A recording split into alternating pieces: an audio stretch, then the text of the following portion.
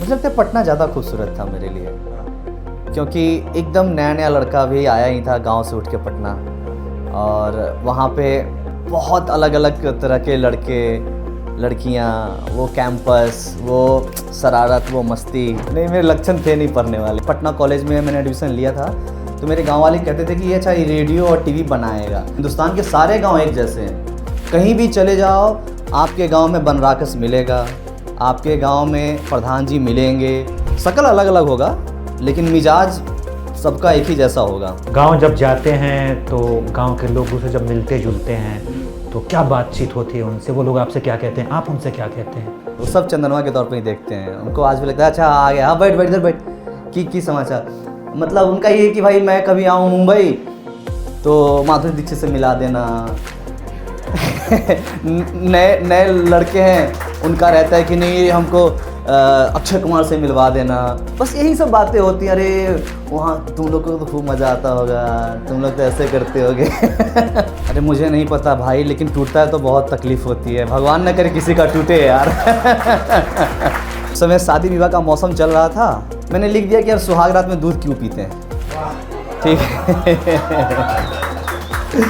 और लोग इतने पागल, जाम ही कर दिया पूरा, कुछ भी कोई पेज ही ना खुले, इतना ट्रैफिक आ गया था उस पर। और मुझे अगले दिन सुबह मुझे कॉल आ रहा है ऑफिस से कि अब मैं डर के मारे उठा नहीं रहा हूँ कि यार कुछ गलती हो गई होगी यार आज। मुझे बुलाया गया, बोला अच्छा काम किया है, अच्छा लिखा है।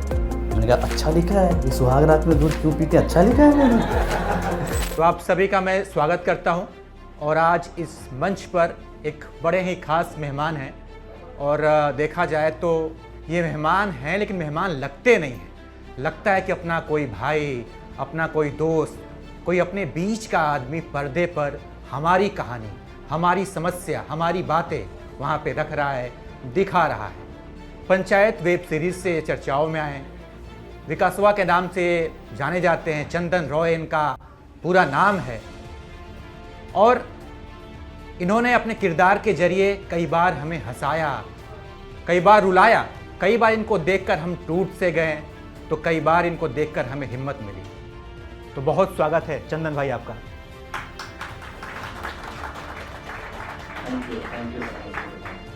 कैसे हैं आप? चंदन भाई ने पत्रकारिता की पढ़ाई जो है वो पत्रकार बनने के लिए की, या इसलिए की कि कोई पत्रकार आके आपका इंटरव्यू करे?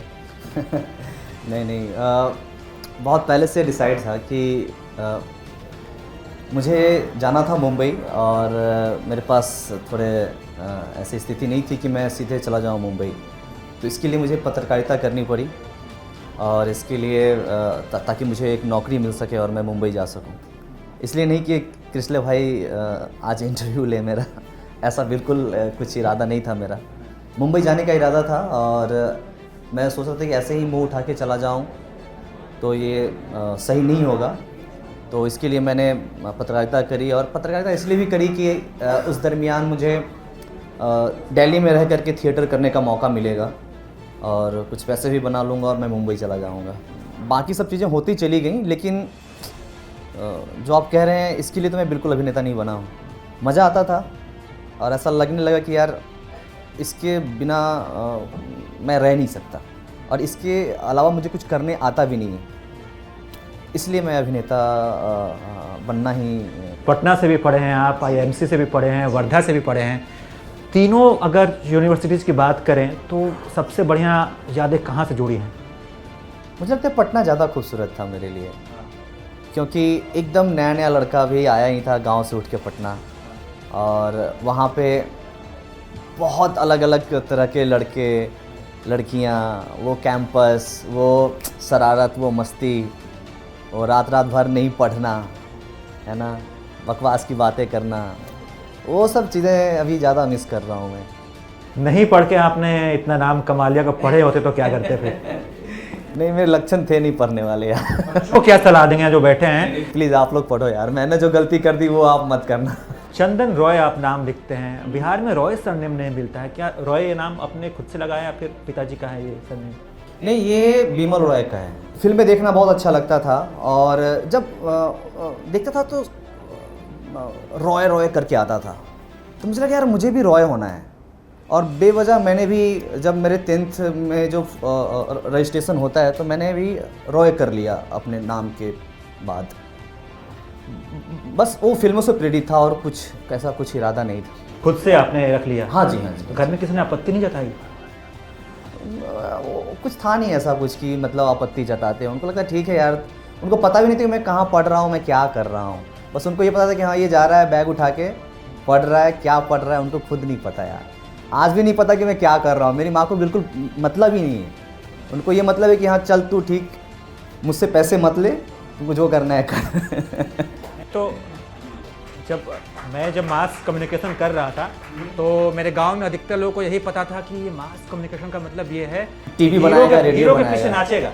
अच्छा आपको, अरे हीरो के पीछे नाचने वाला पढ़ाई ये तो करना। बहुत अच्छी बात है। मेरे यहाँ तो लोग कहते थे जब मैंने मास कॉम किया था, मतलब पटना कॉलेज में मैंने एडमिशन लिया था, तो मेरे गांव वाले कहते थे कि ये अच्छा ये रेडियो और टीवी बनाएगा। तो ऐसी बातें होती थी। पंचायत 1 में हमने आपको देख लिया, 2 में देख लिया, 3 में देख लिया। कई बार जब हम फिल्मों के अलग अलग पार्ट्स देखते हैं तो उसमें हम ये खोजते हैं कि भाई सबसे बढ़िया पार्ट कौन सा था। जैसे मुन्ना भाई MBBS हो गया, लगे रहो मुन्ना में, तो कहेंगे नहीं मुन्ना भाई MBBS अच्छा था। पंचायत 1, 2, 3 में आपको सबसे बेहतर कौन सा पार्ट लगा? ईमानदारी से कहूँ तो सबसे ज़्यादा बेहतर जो मुझे लगा है वो अभी आपको देखना बाकी है, वो है सीज़न 4 जो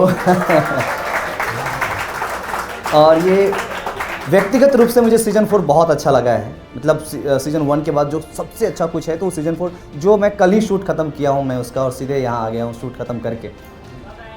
ये अगले साल मिड में आ जाएगी, है ना। तो ये बहुत खूबसूरत, फिर से जो हमारे राइटर हैं उनका नाम भी चंदन है, तो उन्होंने बहुत खूबसूरत लिखा है और बहुत प्यारा शूट भी हुआ है। और हम लोग भी बहुत अंदर से एक्साइटेड है कि जल्दी से ये आप लोगों के लिए अवेलेबल हो। तो अगले साल तक आने की उम्मीद है। क्या कुछ उसमें नया है, क्या कुछ अलग है? थोड़ा सा हिंट दे दीजिए यहाँ के लोगों को। देखो सीज़न 1, 2, 3 सब में तो नया था ही, सीज़न 4 में भी नया ही होगा। अब हम लोग ना एग्रीमेंट से इस कदर बंधे होते हैं कि अगर मैं कुछ भी बोलूँ, और देखो अभी बहुत सारे लोगों ने कैमरा रिकॉर्ड, तो गलती से ये मीडिया में आ गया तो फिर मुझे जितना मैंने पैसे लिए नहीं ना उसके 10 गुना मुझे भरने पड़ जाएंगे। तो मैं बिल्कुल भी इस तरह के जोखिम नहीं उठाऊंगा कि मैं कुछ ऐसा लीक कर दूं, ऐसी बातें कह दूं जो आपको पता चल जाए रिलीज से पहले। आप तो एक ओडिया फिल्म की भी शूटिंग करने वाले हैं। हाँ जी, हाँ जी, वो आई थिंक इसी मंथ के एंड में शुरू हो रहा है वो। रीजनल सिनेमा का दौर है, देखें तो पुष्पा 2 एकदम छप्पर फाड़ कमाई कर रही है। आप बिहार से, बिहार में भी एक रीजनल इंडस्ट्री है भोजपुरी की, तो उसका कभी उत्थान होगा? उसको कैसे देखते हैं आप भोजपुरी इंडस्ट्री को?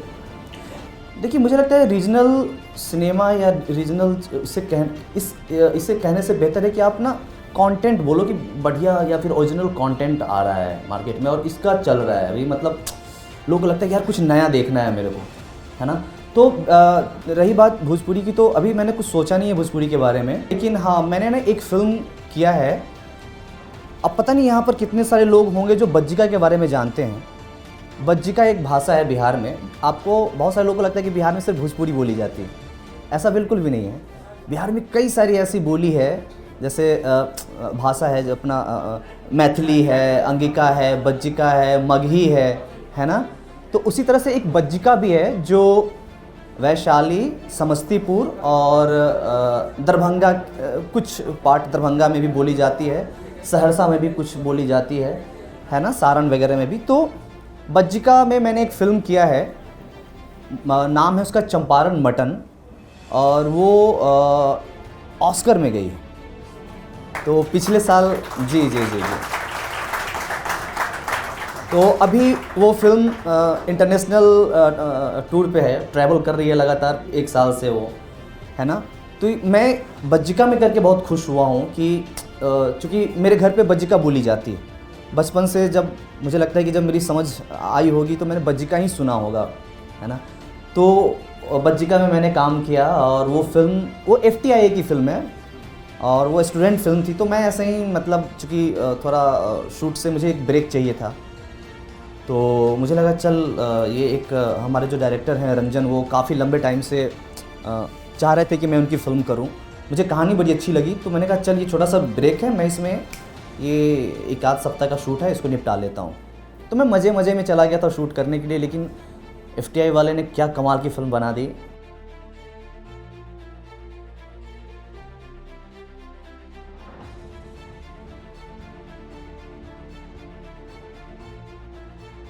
अगर कभी मौका मिले बिहार के किसी भाषा में फिल्म बनाने की, तो आप किस भाषा का चुनाव करेंगे? देखो चुनाव मैं मतलब ऐसा कुछ है नहीं, मतलब जहाँ का मुझे कहानी अच्छा लगेगा, चाहे वो किसी भी बोली भाषा से हो, एकदम करूँगा। और बिहार में क्यों, कहीं भी अगर अच्छा कंटेंट है आपके पास, अच्छी कहानी है तो मैं करूँगा। ऐसा नहीं किसी एक भाषा से बहुत मोह है, प्यार है, बाकी से नहीं है, सबसे है यार। सब तो हिंदुस्तान की ही बोली है, यहीं की भाषा है, तो हर भाषा हर बोली में करना चाहूँगा, बस कहानी अच्छी होनी चाहिए। चंदन रॉय कभी भोजपुरी गाने सुनते हैं? हाँ, कॉलेज टाइम में सुनता था, अभी नहीं सुन पा रहा। कौन सा कोई एक आध गाना?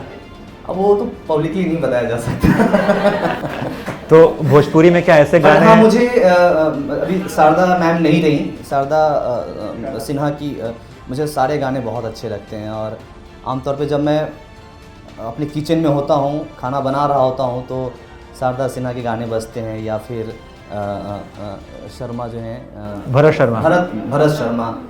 और एक और है जो निर्गुण, मुझे बहुत पसंद है। मेरी दादी और मेरे दादा निर्गुण सुनते सुनते ऊपर चले गए, बट उनकी यादें अभी भी मेरी स्मृतियों में ज़िंदा है, तो मुझे निर्गुण भी बहुत अच्छा लगता है। और जब कभी मूड थोड़ा बहकने का होता है तो आज के लोगों का गाना सुन, पवन सिंह, खेसारी लाल यादव। मैंने कुछ आपके इंटरव्यूज़ देखे तो उसमें मैंने देखा कि हमारे आपके बीच जो कॉमन बात है कि मैंने भी जो है बचपन में जो मेरा जो सबसे पहले जो बेस्ट फ्रेंड थे वो दादाजी थे। तो मैं ये जानना चाहता हूँ कि आज दादाजी आपके नहीं हैं, अगर आज वो होते और चंदन को इस मुकाम पर देखते तो कैसा फील करते हैं, कितनी खुशी होती? कभी लगता है कि दादाजी काश होते हैं और देखते हैं कि हाँ चंदन यहाँ बैठा है और इतने लोगों से बातचीत कर रहा है, उसको सुनने के लिए इतने सारे लोग आए हैं? हाँ, उनको अच्छा तो लगता ही, मतलब सच में, मतलब वो मेरे बेस्ट फ्रेंड ही थे। उनके बाद फिर कोई बेस्ट फ्रेंड नहीं बना, फिर तो सब फ्रेंड ही बन गए और अच्छे अच्छे फ्रेंड बने। बट यार बेस्ट फ्रेंड दादाजी, पहला बेस्ट फ्रेंड तो दादाजी ही थे मेरे। अब वो नहीं रहे, अब क्या ही कर सकते हैं। बट हाँ, उनको अच्छा लगता, किनको अच्छा नहीं लगता, मतलब अपने पोता को इस तरह से देखते हुए। लेकिन मुझे कोई सब चीज़ से ज़्यादा फ़र्क पड़ता नहीं है गुरु, मैं बहुत ईमानदारी से कह रहा हूँ।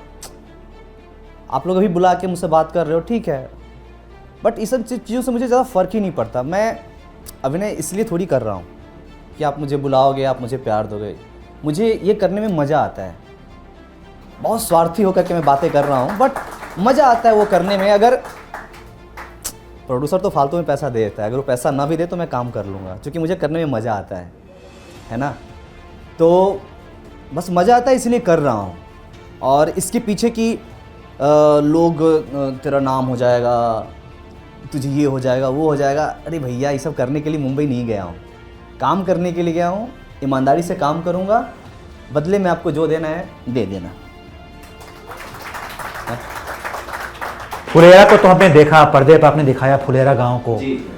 अगर मैं आपके गांव की बात करूं तो आप अपने गांव के बारे में बताइए, क्या फुलेरा जैसा ही है या फिर थोड़ा सा अलग है? अरे नहीं भैया, हिंदुस्तान के सारे गांव एक जैसे हैं। कहीं भी चले जाओ, आपके गांव में बनराकस मिलेगा, आपके गांव में प्रधान जी मिलेंगे। शकल अलग अलग होगा लेकिन मिजाज सबका एक ही जैसा होगा, है ना। तो ऐसे साफ, मतलब किसी भी गांव में जाओ आपको एक ही जैसे गांव लगते हैं। लेकिन फुलेरा से कहीं खूबसूरत ज़्यादा मेरा अपना गांव है, जहाँ चूँकि हम लोग वहीं के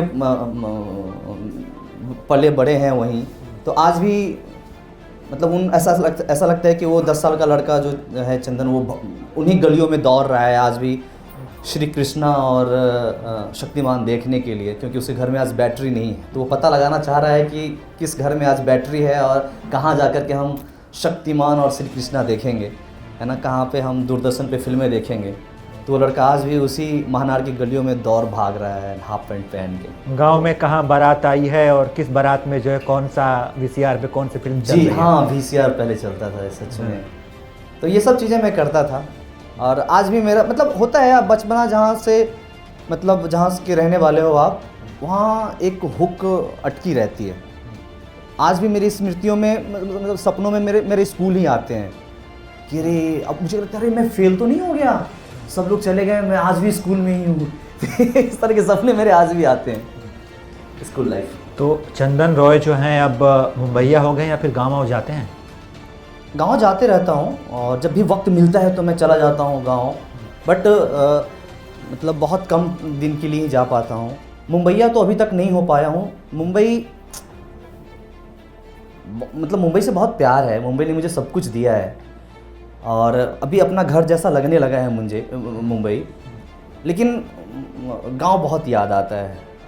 और मतलब खासकर जब आप सोने जाते हो तब माँ और गांव बहुत याद आती है उस समय।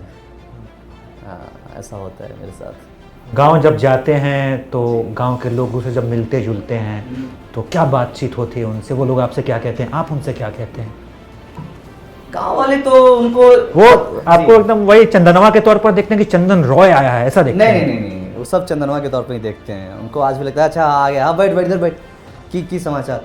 मतलब उनका ये है कि भाई मैं कभी आऊँ मुंबई तो माधुरी दीक्षित से मिला देना। नए लड़के हैं, उनका रहता है कि नहीं हमको अक्षय कुमार से मिलवा देना। बस यही सब बातें होती हैं। अरे वहाँ तुम लोग को तो खूब मज़ा आता होगा, तुम लोग तो ऐसे करते होगे। तो ऐसी ही बातें होती हैं। चंदन रॉय ने अपने काम से बहुत प्यार किया, तभी हम सब इनको प्यार करते हैं। लेकिन आपके जीवन में कोई स्त्री की एंट्री हुई कि नहीं जिससे दिल का आदान प्रदान हुआ हो? नहीं, हर किसी के जीवन में स्त्रियां होती हैं और स्त्रियां होना बहुत ज़रूरी है। उसके बगैर आप अपने जीवन की कल्पना नहीं कर सकते। और मतलब आपका ये पूछना है मतलब प्यार मोहब्बत के बारे में? जी। अच्छा, तो हाँ स्कूल लाइफ में हुआ था मेरा और थोड़ा लंबा भी चला, बट मुझे लगता है कि मेरा प्यार मतलब कुछ और था। मैं शायद उनसे ज़्यादा किसी और को प्यार करता था और एक ऐसा पॉइंट आया कि मैं उनको छोड़ के मुंबई चला गया। तो इस बात का मुझे अब मलाल है कि काश उनको भी थोड़ा उतना ही प्यार करता जितना मैं मुंबई को कर रहा था या मैं अपने एक्टिंग को कर रहा था। एक फिल्म का संवाद भी है कि मतलब एक बेहतरीन कलाकार बनने के लिए एक बार दिल का टूटना ज़रूरी है। अरे मुझे नहीं पता भाई, लेकिन टूटता है तो बहुत तकलीफ होती है। भगवान न करे किसी का टूटे यार। है ना, बहुत पीड़ादायक चीज़ें होती हैं, बस सिर्फ यादें होती हैं उसके बाद। पंचायत में कौन सा किरदार आपको बहुत पसंद आया? सचिव जी पसंद आए कि विधायक जी पसंद आए कि बनराकस की विनोद? सबसे ज़्यादा आप किससे मुझे जुड़े? सबसे ज़्यादा विकास पसंद आया यार। हाँ। उसके अलावा कोई सब अच्छे हैं। विकास तो सबको पसंद है, विकास को कौन पसंद है? विकास को खुशबू पसंद है। अच्छा। खुशबू है, प्रधान जी हैं, अभिषेक सर हैं, सारे कैरेक्टर। पहला चा का नाम लेना इसलिए जरूरी है क्योंकि मैंने उनसे 45 लाख ले लिए। जी।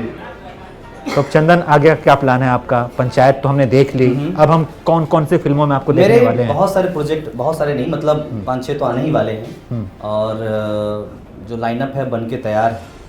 आई विश कि जल्दी आ जाए क्योंकि हमारे लिए तो हर प्रोजेक्ट ज़िंदगी होती है, लेकिन जो पैसे लगाते हैं उनके लिए ये एक सिर्फ प्रोडक्ट होता है।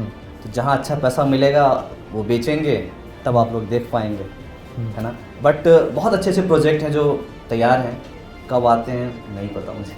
आपका पसंदीदा कलाकार कौन सा? अगर बॉलीवुड की बात करें तो किस अभिनेता को देखकर आप जो हैं उनसे सीखते हैं या फिर आप उनको अपना आदर्श मानते हो कि हाँ ये बहुत अच्छा करते हैं? यार मेरा ना बड़ा ये एक अजीब सा संयोग है कि जो मुझे पसंद आए वो हैं ही नहीं अब। जैसे मुझे बलराज साहनी साहब बहुत अच्छे लगते हैं, अभी भी जब उनकी फिल्में देखता हूँ पीछे पलट के तो मुझे लगता है अरे यार काश मैं इनको एक्ट करते हुए कभी देख पाता। और मुझे ओमपुरी साहब बहुत पसंद हैं, मुझे इरफान साहब बहुत पसंद हैं, बट संयोग से ये लोग कोई है नहीं अभी हमारे बीच। बट चूँकि मेरा मिजाज ना बहुत ही अभिनय को लेकर के ऐसा है कि बहुत ऑर्गेनिक सा है और बहुत, जैसे अभी मैं आपसे बात कर रहा हूँ, अगर ये एक स्क्रिप्ट का पार्ट भी होता तो मैं इसी तरह से होता जैसे मैं अभी आपसे बात कर रहा हूँ। तो इसीलिए मुझे ये सब अभिनेता मुझे बहुत अच्छे लगते हैं। मतलब कैमरा लगते ही आपके ना नहीं बदलना चाहिए, आप कैमरे के लिए कर रहे हो, ये मुझे सही नहीं लगता। मुझे लगता है कि, और ये ना मतलब मैं कहीं ऐसा नहीं कोई किसी ने मुझे सिखाया, ये मुझे बचपन से था कि जैसे मैं अभी हूँ इसी तरह से मैं कैमरे पे भी रहूँ। सभी लोग बेहतर हैं, मुझे मनोज बाजपेयी सर के साथ मैंने काम किया, वो भी मुझे बहुत अच्छे लगे, मुझे रघुवीर सर बहुत अच्छे लगे, जिम्मी शेरगिल के साथ मैंने 2 प्रोजेक्ट किए हैं तो वो भी मुझे बहुत अच्छे लगे। ये सारे बहुत कमाल के, बहुत गुणी लोग हैं। एटलीस्ट आप इनको सिर्फ एक्ट करते हुए देख लो तो बहुत कुछ सीख लेते हो इनसे। तो बड़े कलाकारों के साथ काम करने का आपको मौका मिला, तो कभी थोड़ा सा डर लगा कि यार डर कोई तो देख रहा कभी है, नहीं। कोई छूप के देख रहा है, नहीं। इनके सामने कैसे हम परफॉर्म करें, इनको तो हम देखते आए हैं। तो हाँ मतलब, बट मैं बहुत इस तरह से नहीं था, शुरू में डर लगता था, लेकिन अब हो गया, ऐसा लगता है कि मैं भी अब खिलाड़ी बन गया हूँ। अच्छा। दे दो स्क्रिप्ट, अब आ जाओ। शुरू में लगता था डर, अब नहीं लगता। पत्रकारिता में भी आप बड़े खिलाड़ी थे, लोग कहते हैं कि आप एक ऐसी हेडिंग देते थे कि लोग उस पर क्लिक करने के लिए मजबूर हो जाते थे। थोड़ा उसकी कहानियाँ बताइए, कैसे हेडलाइंस वगैरह का चयन करते थे आप कि लोग क्लिक कर ले। किसने बोला ये बात? हम भी पत्रकार हैं, थोड़े सूत्र हमारे भी हैं। हाँ, तो एक बार क्या था कि मेरे को मतलब काम में क्योंकि रुचि थी नहीं ना, मन कहीं और था मेरा। होता क्या था कि 9 घंटे की हमारी शिफ्ट होती थी और शाम में मुझे फिर थिएटर के लिए JNU जाना पड़ता था। वहाँ एक ग्रुप है बहरूप आर्ट करके, तो वहाँ मुझे 6 बजे से मेरा रिहर्सल शुरू हो जाता। तो पूरा ध्यान रोज़ स्क्रिप्ट पे होता कि मुझे ये करना है, मुझे आज इस सीन में ये करूँगा, तो काम में कभी ध्यान नहीं रहता। तो ज़्यादातर मैं ना कट कॉपी पेस्ट करके, मुझे ना सॉफ्ट न्यूज़ लिखना पड़ता था कि कुछ भी फलाने एक्टर का ये हो गया, फलाने एक्ट्रेस का इससे अफेयर चल रहा है, ये फिल्म ऑन फ्लोर गई, ये फिल्म फ्लॉप हो गई, आज मंगलवार है तो मंगलवार को भगवान इनका हनुमान जी का होता है ना, हैं? हाँ, तो हनुमान, और अगर बृहस्पतिवार है तो लड़कियां बृहस्पतिवार को क्यों पूजा, मतलब कुछ भी रैंडम चीज़ें मैं करता था वहाँ। तो इसी तरह के न्यूज़ वगैरह होते थे, बट इसमें मज़ा नहीं आता था। कहीं ना कहीं से मैं कट कॉपी पेस्ट करके अपना दिन पूरा कर लेता। 2-3 स्टोरी मुझे लिखना होता था रोज़, तो रोज़ यही सब। मुझे हॉरोस्कोप भी लिखना पड़ता था, तो जो आप हॉरोस्कोप पढ़ते हो ना वो सब झूठ लिखता था मैं। अच्छा। कभी सही नहीं लिखा, और आप लोग खूब चाव से पढ़ते थे उसको, ऐसे ही रैंडम झूठ मूठ के। अच्छा, मेष राशि है तो आज आपका दिन बहुत पॉजिटिव रहेगा, पीला रंग पहनो, शुभ अंक आपके हैं 7, 8, कुछ भी ऐसा लिख देता था मैं। हाँ, ये मैं खूब लिखता था कि प्रेम संबंधों में मधुरता बनी रहेगी, ताकि सब लोग खुश रहें, बच्चे लोग अपना मज़े में रहें। तो वो सब कुछ झूठ लिखता था मैं, और यही सब करता। और तो एक दिन क्या हुआ कि कुछ ट्रैफिक होता है उन लोगों का ऑनलाइन, वो आ नहीं रहा था। तो मुझे बुलाया एडिटर ने कि भाई क्या क्या कर रहे हो यार, मज़ा नहीं आ रहा। मैंने कहा ठीक है, तो मैं मज़ा दिलाता हूँ फिर। तो उस समय शादी विवाह का मौसम चल रहा था, यहाँ पर सब लोग 18 साल से तो ऊपर के ही होंगे। तो मैंने लिख दिया कि यार सुहाग रात में दूध क्यों पीते हैं। वाह, ठीक है। और उसमें कुछ भी ऐसा नहीं था, सिर्फ यही था कि दूध में कैल्शियम होता है, दूध में ये वो, इसलिए पीना चाहिए, जो सबको पता है। उसमें हल्दी, चूँकि वो उसमें बहुत सारे ऐसे तत्व होते हैं जो आपको रोग से लड़ने के लिए मदद करते हैं, यही सब चीज़ें उसमें लिखी थी। और लोग इतने पागल, जाम ही कर दिया पूरा दैनिक जागरण को, कुछ भी कोई पेज ही ना खुले, इतना ट्रैफिक आ गया था उस पर। और मुझे अगले दिन सुबह मुझे कॉल आ रहा है ऑफिस से कि अब मैं डर के मारे उठा नहीं रहा हूँ कि यार कुछ गलती हो गई होगी यार आज। मैंने कहा चल अभी क्यों अपना दिन ख़राब करें, हम जाएंगे ऑफिस में देखेंगे क्या है। और मैंने फ़ोन नहीं उठाया। ऑफिस में जैसे ही मैं घुसा सब लोग मुझे देख रहे हैं कि अरे, बोला कि अरे यार आज तो मेरा आखिरी डे है, चल कोई बात नहीं है। तो फिर मुझे बुलाया गया, बोला अच्छा काम किया है, अच्छा लिखा है। मैंने कहा अच्छा लिखा है, ये सुहाग रात में दूध क्यों पीते हैं, अच्छा लिखा है मैंने, बकवास करके आया हूँ मैं उसमें। तो ऐसी ऐसी चीज़ें होती थी। एडिटर साहब बहुत खुश हुए होंगे आपसे जी, एडिटर एडिटर बहुत खुश हुए होंगे आपके। बस उनको तो ट्रैफिक चाहिए था। हाँ, और ट्रैफिक हमने दे दिया उनको। तो उस साल इंक्रीमेंट भी आपका सबसे अच्छा हुआ? नहीं, मेरा इंक्रीमेंट बहुत गंदा होता था। हाँ। आप बिलीव नहीं करोगे, 350 रुपये बढ़े थे मेरे, 350 इंक्रीमेंट हुआ था मुझे। मतलब बहुत बुरा हाल था मेरा। तो काम ही नहीं करता था ना, और मैं वही डिजर्व ही करता था। मज़ा ही नहीं आता था उसमें मुझे काम करने में। कि जब भी आपके जैसा या मेरे जैसा कोई युवा बिहार से बाहर आता है, मैं अपनी ही बात कर ले रहा हूँ, किसी और का उदाहरण नहीं दूँ, तो जब हम लोग बाहर आते हैं, दिल्ली में आए, मुंबई में आए, तो एक चीज़ से बड़ा डर लगता है। किस चीज़ से? अंग्रेजी से। हाँ, आपको भी देखा, आप 4-5 बार खूब अंग्रेजी बोल दिया, I am so sorry, I am so sorry, मैंने ये वाला वर्ड काफ़ी बस रिपीट इतना ही है। आता है।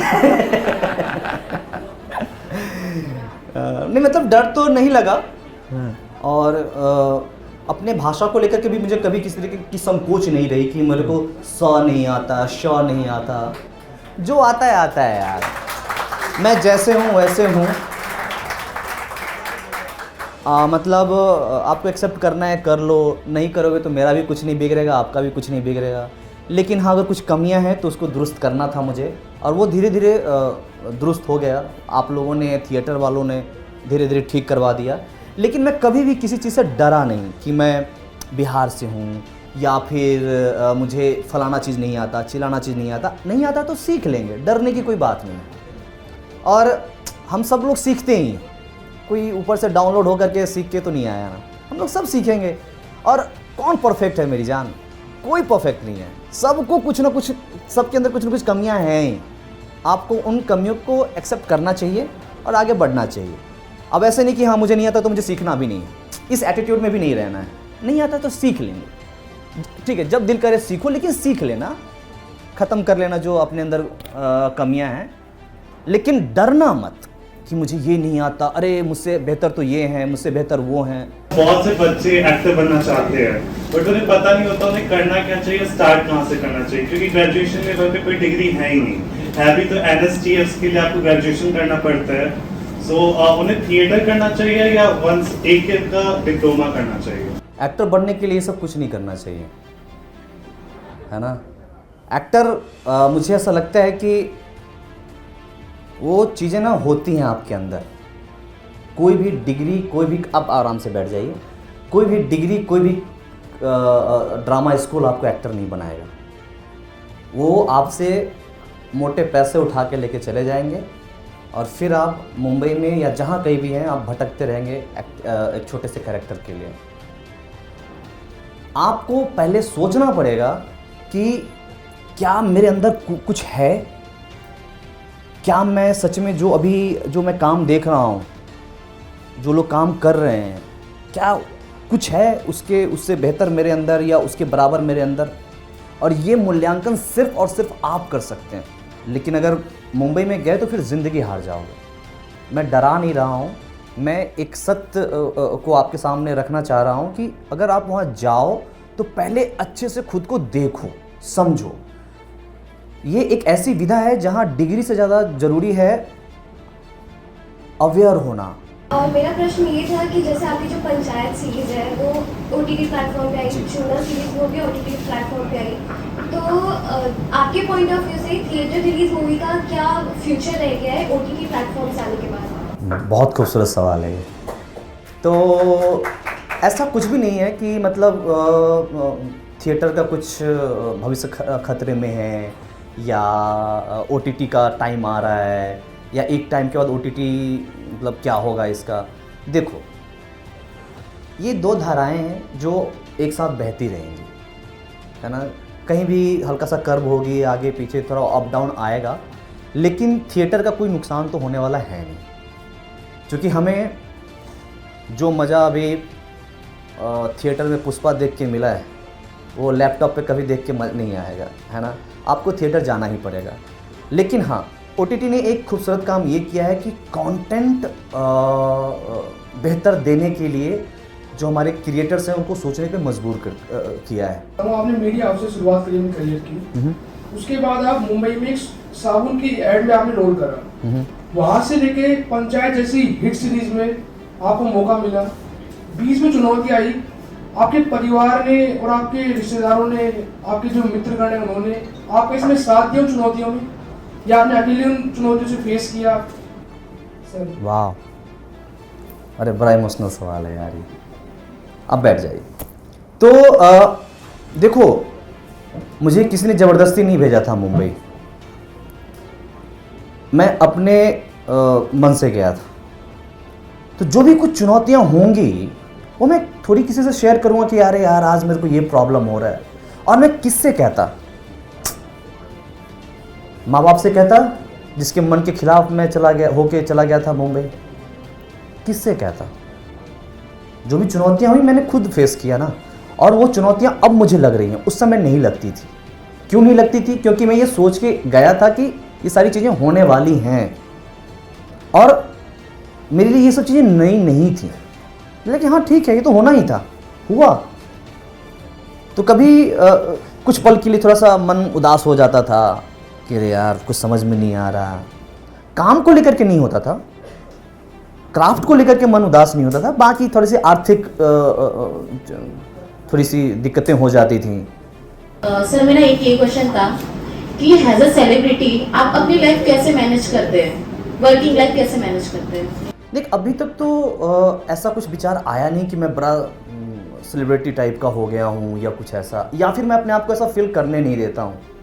मुझे लगता है कि अगर मैं ये फील करूँगा ना तो मैं आम जीवन से बहुत डिस्कनेक्ट हो जाऊँगा और मैं ऐसा नहीं चाहता हूँ। मैं चाहता हूँ कि मेरे साथ जो आज ड्राइवर मेरे साथ है, इसके घर में कौन सी सब्जी बनी है या फिर इनके बच्चे किस स्कूल में जाते हैं, ये मुझे पता होना चाहिए। मुझे ये पता होना चाहिए कि अभी चावल दाल का भाव क्या है, टमाटर धनिया मार्केट में कहाँ है, क्या है। अगर आप उस लेवल पे चले जाते हो ना तो आप अपने आप को ना पता नहीं क्या समझने लगते हो। आपको लगता है कि मैं सबसे बेहतर हूँ, मैं सबसे अलग हूँ, जो बहुत ही बकवास मुझे लगता है। कि आपको पता था कि आपका पैशन है एक्टिंग करना, मूवीज में काम करना, लेकिन मुझे ऐसा लगता है कि आज के डेट में इतनी सारी चीज़ें दुनिया में आ चुकी हैं कि उसके चलते काफ़ी सारे लड़कों को या लड़कियों को पता नहीं चल पाता कि हमें करना क्या है। इतनी सारी चीज़ें आ चुकी हैं।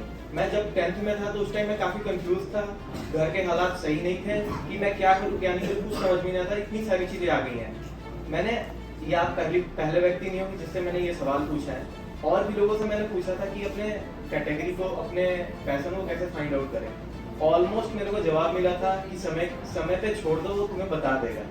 लेकिन अभी 10, 12, 11, 12 कॉलेज में आ गया, लेकिन अभी तक मेरे को आंसर नहीं मिल पाया। तो आप मेरे को बता सकते हैं कि आप अपनी कैटेगरी कैसे फाइंड आउट करो कि जीवन में करना क्या है? हाँ जी ये मुझे तो बहुत पहले पता चल गया था यार। सर, आपको पता चल गया, लेकिन बाकी लोगों को कैसे पता चले? Yes sir. बहुत सिंपल है यार, जिस चीज़ में आपको मज़ा आ रहा है वो करो। मैं तो कहता हूँ अगर पॉकेट मारने में मज़ा आ रहा है तो वही करो, बन जाओ इंटरनेशनल चोर। बट मज़ा आना चाहिए, ये नहीं कि बस मन मार के कुछ कर रहे हैं। और आज मुझे लगता है कि अभी बहुत खूबसूरत टाइम चल रहा है गुरु, की अभी आपको जिस चीज़ में मज़ा आ रहा है ना उसी में करियर है, और बहुत बेहतर करियर है, बहुत पैसे हैं उसमें। जो मन में आए वो करो, बट करो, मन मत मारो यार।